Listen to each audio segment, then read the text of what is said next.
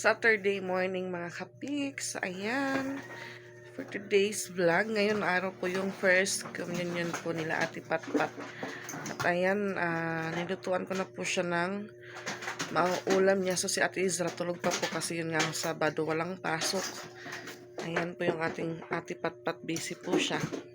Yan po yung ulam ni Ate Patpat. Itlog, scrambled egg.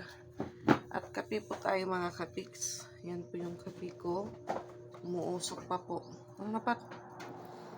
So habang si Ate Patpat nag-aalmusal, ako naman po ay magplaplansya ng kanyang dress.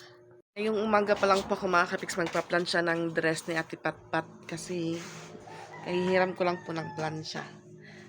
Mahirap po pag walang plansya kasi wala po tayong magagamit agad. So kailangan lang muna manghiram. So, dun sana kina Boss Angel or kina Angel kasi nga tulog pa po sila. So, buti na lang po dito si Francia. Meron po silang plansya. So, dito pa ako nakahiram ngayong umaga.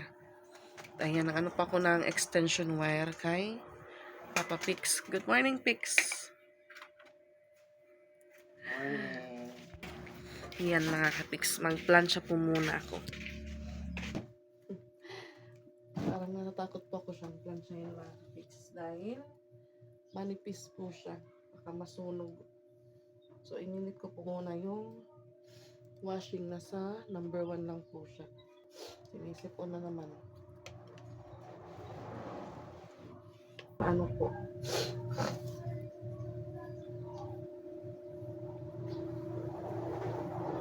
Ma, kailangan dapat yung manipis mo. Ha? Manipis? Kaya mo paplansya? Kailangan yung plansyahan pagkay ma. Kay kunot ba kunot?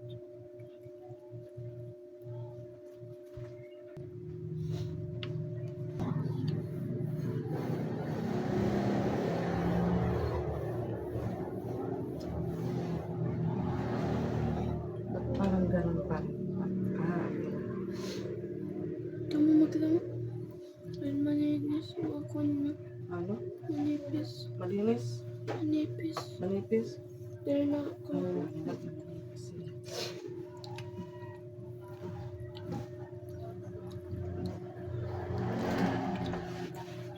Try ko po muna dito bago ko.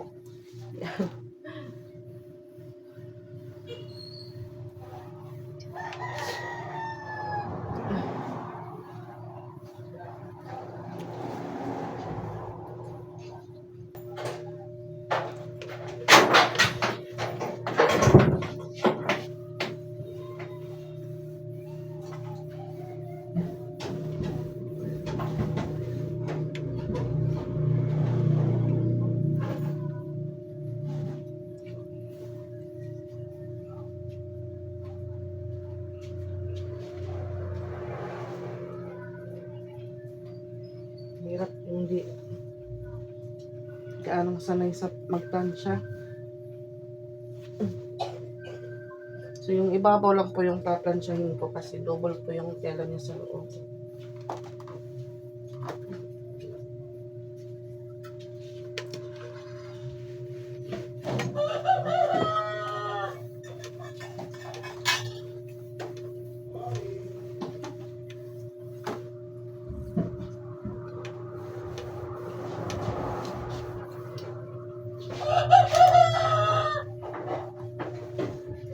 Ayan mga kapiks, hindi na po siya masyadong gusot. At yun nga hold na timing po si Francia. Bumili po siya ng biscuit, and the timing din yan. Titignan niya kung nagplaplansya. Sabi ko mahirap talaga plansyahin yung nipis na tela. Lalo na po nakakatakot kasi yun nga hindi po sa amin. Baka masunog. Pareho po kahapon ng isang bata doon sa school. Umiiyak po siya dahil yung uniform niya po, siya po yung nagplansya. So, yun ang nangyari sa uniform, aroy. Nasunog at nagkabutas yung gilid, sabi ng nanay. Kaya nung umaga, hindi po naka-school uniform. So, hapon na lang po siya naka-school uniform dahil lang hiram din sila ng blouse. So, ayan mga kapiks, ligo po muna ako. Ayan mga kapiks, 7:30 na at ready na po kami ni Ate Patpat. So, si Papa Pix lang muna yung maiiwan dito sa bahay. Ayan. Si Ate Ezra tulog pa naman po, so hindi yun sasama sa amin. Ano pa? Ay, pagtanggal ah. Ay, sus, ito. Natanggal po yung ipit niya. Dahil likot. Maganda daw siya. Dali pa. Kung sugod na lang po, mo pa ito ma. Sugod ito ma. Tanggalin nila. Sugod ito. Gabi, wala ka na nagkuan. Wala ka na nag-herpin. Ayan, suot na po niya yung kanyang bagong shoes at medyas. Bumalik po kami dahil hindi po nadala yung tubig ni Ate Patpat. Lakad lang po kami papuntang simbahan dahil malapit lang naman po mga kapiks. Ayan, good morning at maganda po yung sikat ng araw ngayong araw mga kapiks.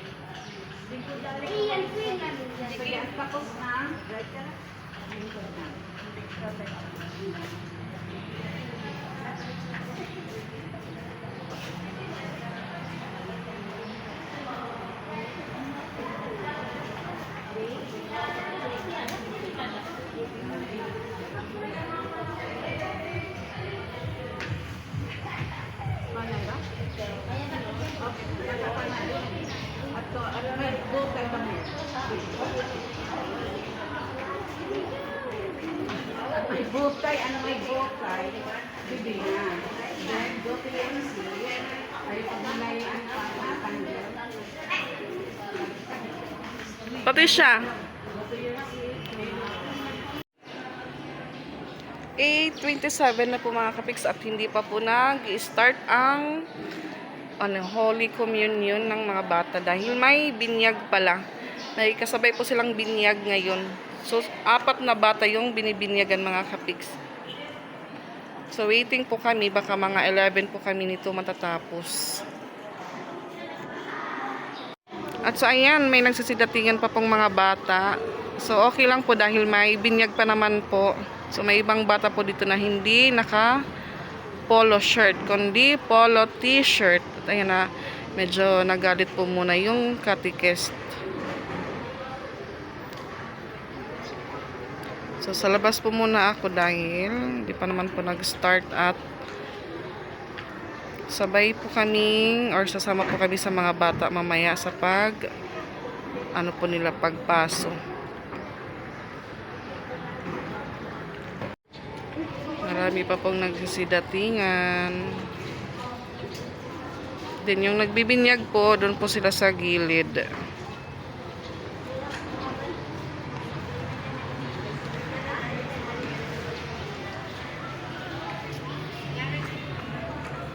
Tapos na ang binyag mga kapiks at yung mga bata doon na po pinapaupo sa unahan. Maganda po yung sa loob ng simbahan dahil binuksan na po yung ilaw. Inaayos na po kung saan sila uupo. Iba-vlog natin. I-vlog ka na yun. At ito po yung mga Marites girl. Hi, good morning. So ngayon pa lang po kita-kita ko lang po kami ng isa, si Ate Aiza. Isa kasi, Nanganak na po. Marami po yung parents nasa likod.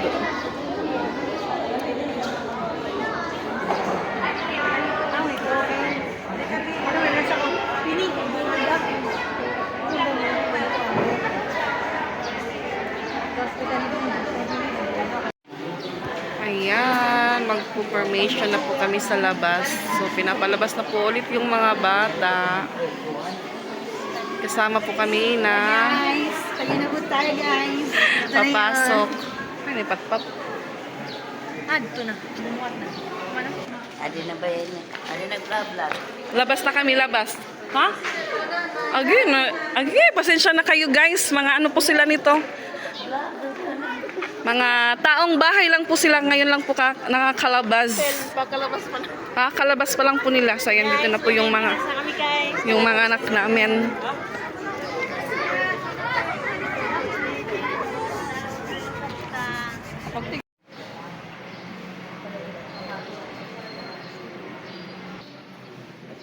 Light the candle na po mga kapiks.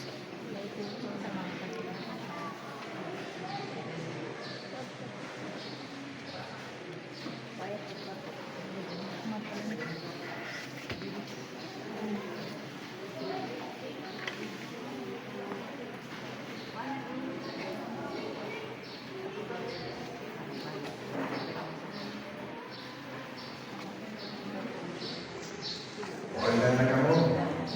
Face here, face. Tubag kami na tubag.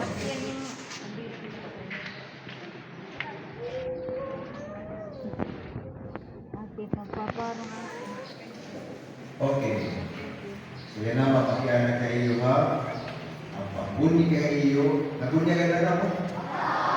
Sigurado ka mo, bunyagan na ka mo? Kaya mamarag ka mo. Bunyagan na ka mo. Mamarag na ka mo ng Diyos. Yan na, sa tuwa panahon, ang nagpatun, pag-iyo, amo ang iyong mga pag-anak, ganyan yung mga ninungan-ina. Yan na, yung mga nagko naman kamo na mapatun. Kaya na niyo umatol sa kamapakiana. Kaya na niyo umatol. Ikaw mo, sorry.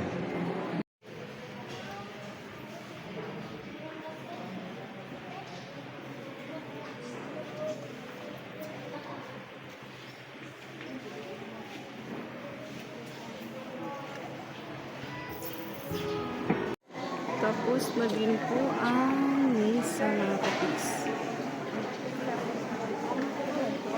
Picture taking naman po, picture taking. Una siguro anit mga babae. Diyan ito bigay patpat. Malapit tayo sa malapit. Girls, anay girls.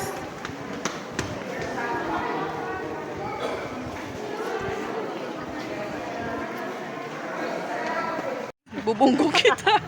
Ayan, uwi na po kami mga kapiks at hindi po kami nakapagdala ng payong. At may ano po dito, may photographer. So may kinuha pa akong picture. Sayang naman din po mga kapiks. Yung isa, 50 pesos. So apat na shots po yung kay Ate Pat. Pat, ganyan yung picture, Pat, dali. Ayan, dito na po kami sa bahay at ito po yung picture ni Ate Pat. Kuha to sa ate. Bali, 4 po ito. Ayan yung pangalawa. Sunod. Ito naman po yung pangatlo. Ayan, sunod ate. Kuha to sa. At ayan yung pang-4. Sayang po mga kapiks kung hindi ko kunin. So, bigay niya naman po, 4, 150. So, yung gusto niya, isa-isa, 50. Sabi ko, wala na akong extra kuya. Kung okay lang sa'yo, 4, 150. So, wala po siyang choice, kundi ibigay niya sa akin yung 4, 150. Kasi kung hindi ko kunin, sayang yung nila film. At ayan mga kapiks, tanghali na. So, lunch naman po tayo. Yan po yung luto ni Papa Pigs. Pancit canton with sapsoy and sardinas with calamansi. Then ito naman po yung mga bata. Para sa mga bata, hotdog. Ayan, lunch po tayo. Yan lang po yung ulam namin. Kasi yun nga ho, kagabi, yung nag-ulam po kami ng lechon manok. Tapos yung hipon pong natirang binili po namin nung isang araw. So mamayang gabi naman po mga kapiks. Birthday po ngayon ng pamangkin ko. So, yung hipag ko po, humiram ng photo molder. At yung isang pamangkin ko din po, magto 2 months. 2 months na po ngayon si Chanel yung binantayan ko po sa hospital. Kaya, ito lang po muna yung lunch po namin.